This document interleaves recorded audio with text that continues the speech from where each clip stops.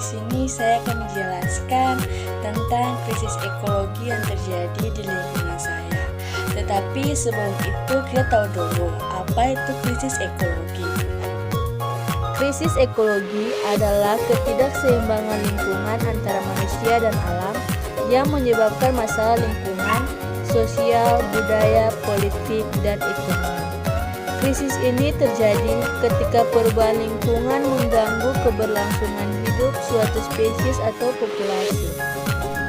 Alasan saya memilih isu sampah tersebut karena sampah mempengaruhi kualitas hidup kita dan masalah sampah menjadi masalah global yang serius. Dan dampak bagi masyarakat ialah mencemari lingkungan sehingga menyebabkan penyakit, merusak keindahan lingkungan, dan menimbulkan konflik sosial dan kesadaran lingkungan yang rendah. Dan dampak sampah terhadap lingkungan ialah pencemaran tanah, air, dan udara, kerusakan ekosistem, kerusakan hutan dan terumbu karang, dan juga kehilangan sumber daya alam. Dan penyebab utama masalah sampah ialah kurangnya kesadaran akan pentingnya mengelola sampah dan infrastruktur pengolahan sampah tidak memadai, kurangnya fasilitas pengolahan sampah yang efektif, dan gaya hidup konsumtif dan tidak peduli lingkungan. Dan konsekuensinya terjadinya pencemaran lingkungan, tanah, air, dan udara tercemar, dan penyebaran penyakit seperti diare, dan juga menyebabkan konflik sosial dan kesadaran lingkungan yang rendah. Berdasarkan prinsip-prinsip ekoteologi Kristen, prinsip yang saya ambil ialah prinsip keadilan dan kepedulian.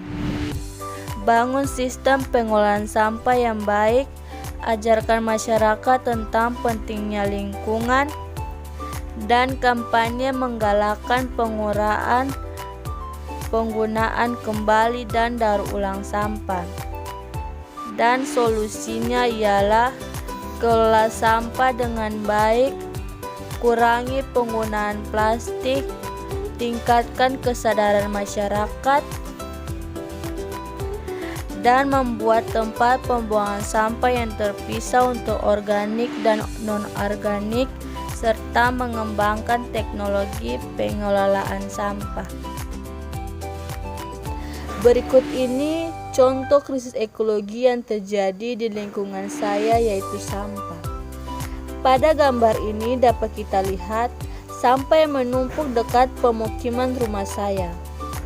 Sebagian besar sampah yang ada terdiri dari sampah makanan, plastik, pecah beling, dan lain-lain.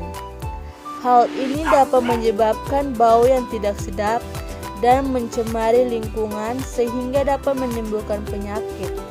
Pada video ini dapat kita lihat bahwa terdapat larangan membuang sampah, tetapi masyarakat masih tetap membuang sampah. Untuk itu kita perlu membangun kesadaran diri dalam membuang sampah atau mengelola sampah itu agar sampah itu tidak menimbulkan penyakit dan kerusakan lingkungan hidup. Dari perspektif iman Kristen, kita sebagai manusia yang diciptakan Tuhan, kita diberi mandat untuk menjaga dan melestarikan alam ini. Untuk itu, sebagai manusia, haruslah kita melakukan mandat yang diberikan Tuhan, bukan sebaliknya merusak alam. Kesatuan manusia terlihat jelas dari unsur materi yang Allah gunakan untuk menciptakan manusia, yakni debu dan tanah. Oleh karena itu, merusak alam dalam pandangan Kristiani sama saja dengan merusak unsur utama di diri manusia, seperti yang dijelaskan pada kitab Kejadian 2 ayat 15.